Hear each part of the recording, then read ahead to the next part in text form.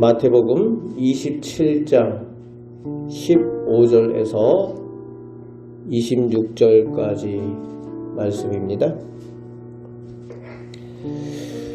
요즘 사람들은 선택의 시대를 살고 있습니다.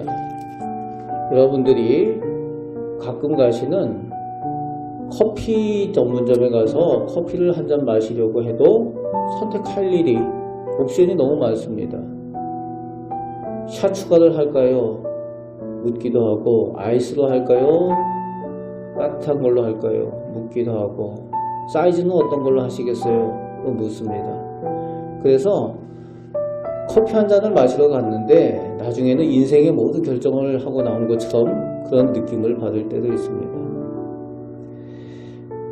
선택의 폭이 다양하고 넓으면 좋은 것 같지만 사실 그보다 더 중요한 질문이 우리에게 있습니다. 그것은 내가 지금 무엇을 기준으로 선택하고 있는가 하는 것입니다. 즉 기준이 무엇이냐 하는 겁니다. 오늘 말씀은 인류 역사상 가장 중요한 선택의 순간을 보여주고 있습니다.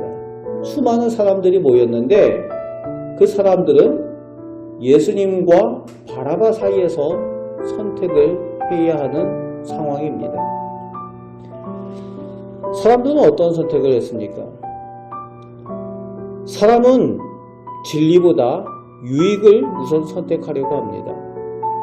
오늘 말씀에서 빌라도는 예수님이 죄 없다는 것을 알고 있었습니다. 하지만 그는 진리를 따르지 않았습니다. 대신 사람들의 눈치를 봤어요. 사람들의 눈치를 보고 진리가 아닌 사람들의 요구, 사람들의 신선을 선택을 했습니다. 또 다수라는 군중은 누구를 선택했습니까? 바라바를 선택했습니다. 예수님 대신에 선택한 바라바는 강도요, 폭도였다라고 오늘 성경은 기록하고 있습니다. 그런데 바라바를 선택했습니다. 예수님은 죄 없으신 분입니다. 그럼에도 사람들은 자기들의 더 이익이 될 것 같은 선택을 하는 것입니다. 그들이 협박을 받았을 수도 있습니다. 대제사장들이나 종교 지도자들에 의해서 협박을 받았을 수도 있고 회유를 당했을 수도 있습니다. 또 금전적인 보상을 제한받았을 수도 있습니다. 하지만 그들은 바라바를 선택했어요. 그런데 놀라운 것은요, 이들 중에 불과 며칠 전에 예루살렘에 입성하시는 예수님을 환영하던 사람들도 있었고, 오병이어의 떡을 먹었던 사람들도 있었고, 또 병자들을 낫는 기적을 직접 눈으로 봤던 사람들도 이들 중에 있었다는 거예요. 그런데 그들이 바라바를 선택을 했습니다. 다수가, 군중이 옳다라고 우리는 생각을 하지만 다수가 군중이 진리가 아니고 상식이 아닌 것을 오늘 본문을 통해서 우리는 확인을 하게 되는 거죠. 죄 없으신 예수님을 선택하는 것이 아니라 강도요, 폭도인 바라바를 선택을 합니다. 그래서 세상 사람들은 진리보다 유익을 먼저 선택을 한다는 겁니다. 여러분은 어떤 선택을 하십니까? 세계적인 독일 자동차 기업으로 폭스바겐이 있죠. 폭스바겐. 우리나라에서 한때 배출가스 조작 사건으로 큰 위기를 겪었습니다. 세계적으로 그 위기를 겪었죠. 회사는 기준을 지키기보다 이익을 선택했습니다. 그래서 속였어요. 그래서 결과가 어떻게 됐습니까? 다 밝혀진 거죠. 신뢰를 잃었습니다. 막대한 손해를 입었습니다. 그리고 믿음이 가던 국민차 폭스바겐이라는 그 이름의 브랜드가 무너졌습니다. 그 무너진 그 브랜드 이미지가 아직 회복이 안 됐어요. 진리를 버리고 유익을 선택하면 더 큰 것을 잃게 되는 겁니다. 믿음에 있어서 진리가 아닌 유익을 선택하면 구원을 잃어버리고 영생을 잃어버릴 수도 있다는 거예요. 우리의 선택은 어떤 선택을 합니까? 사랑하는 우리 믿음의 가족 여러분, 우리도 신앙 속에서 끊임없이 선택을 합니다. 우리의 선택의 기준은 무엇입니까? 매일매일 살아가면서 내가 선택하는 기준은 무엇입니까? 믿음의 사람으로 나는 무엇을 선택하고 있습니까? 편함입니까? 진리입니까? 유익입니까? 믿음입니까?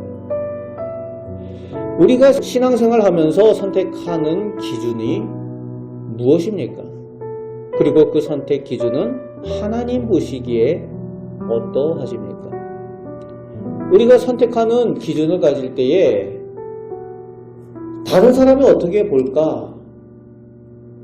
나에게 어떤 유익이 될까가 아니라 하나님 보시기에 그 선택하는 기준이 무엇인가를 봐야 된다는 거예요. 하나님 보시기에 어떠할까를 봐야 된다는 겁니다. 그럴 때에 온전한 선택을 할 수가 있다는 거예요. 또한 기억할 것은 중간, 중립은 결국 잘못된 선택이 된다는 겁니다. 오늘 빌라도가 그랬어요.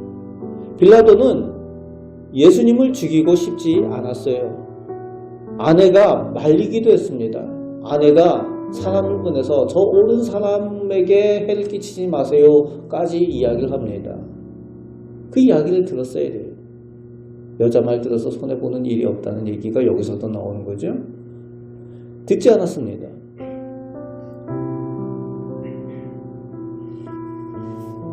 예수님을 죽이고 싶진 않았지만 사람들이 하도 난리치니까, 민중들이 난리를 치니까 어쩔 수가 없이 손을 씻습니다.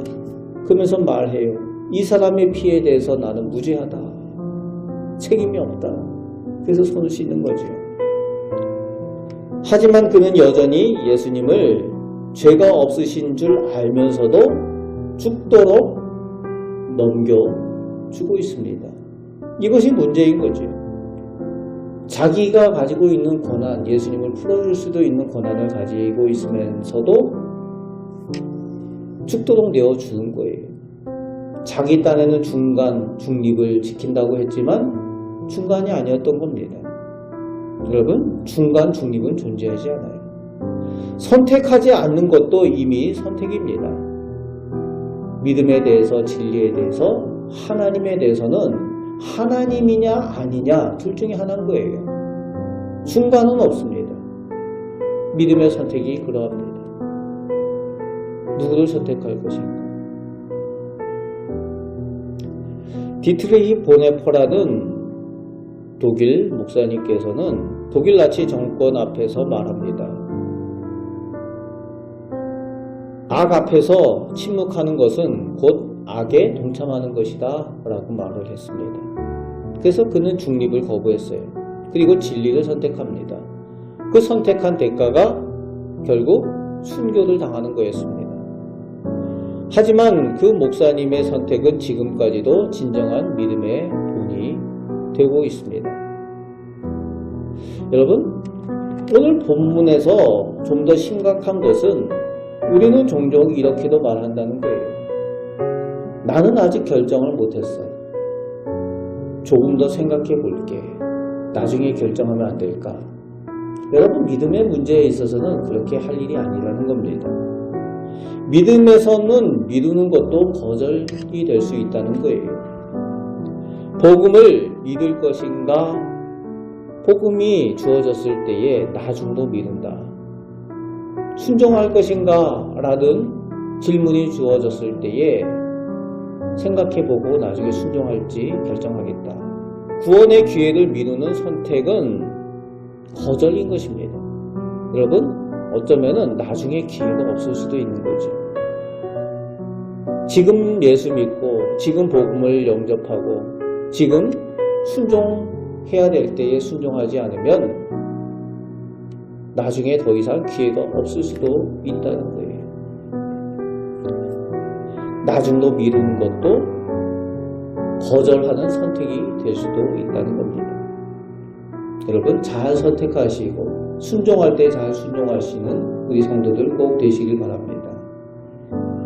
오늘 본문의 가장 놀라운 장면은 이것이에요. 바라바는 풀려나고 예수님은 십자가로 나아가신다는 거예요. 이것이 가장 놀라운 사건입니다. 이것은 단순히 역사적인 장면을 이야기하는 것이 아닙니다. 바로 이것이 복음의 핵심이에요. 의인이 죽어서 죄인이 살았다는 겁니다. 세상 사람들의 상식으로는 이해가 안 되는 거예요. 거꾸로 되었다라고 생각을 해요. 죄인이 죽고 의인이 살아야지 어떻게 의인이 죽고 죄인이 삽니까? 세상 사람들의 상식 아닙니까? 그런데 오늘 복음, 오늘 장면에 나오는 내용은 죄인인 바라바가 살고 의인인 예수님이 죽는 거예요. 그런데 의인인 예수님이 죽어서 죄인인 우리가 살았다는 겁니다. 이게 복음이에요. 바로 죄인인 우리가 받아야 할 형벌을 의인이신 예수님이 대신 받으시고 예수님이 죽으시고 죄인인 우리가 살았다는 거예요. 단순히 바라바가 살고 예수님이 십자가에 죽었다라는 역사적인 사건만이 아니라 이것이 오늘 우리가 믿는 복음의 핵심입니다.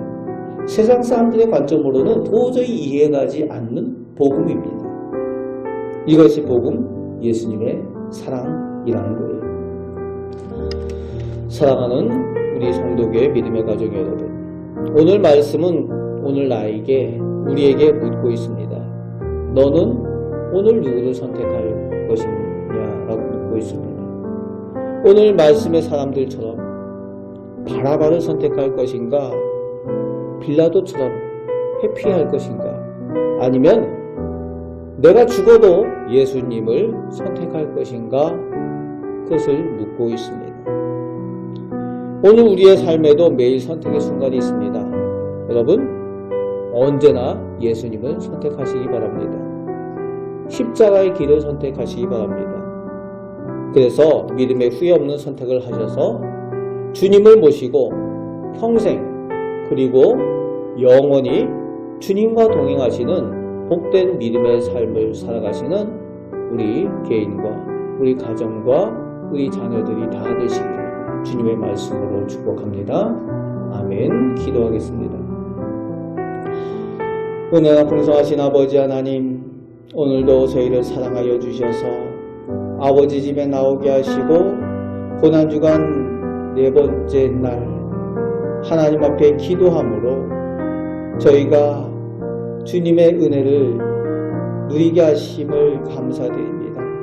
주님께서 저희를 위하여 십자가를 지시고 고난을 받으시는데 그 고난에 동참할 수 있는 저희의 믿음이 또한 되게 하여 주시옵소서.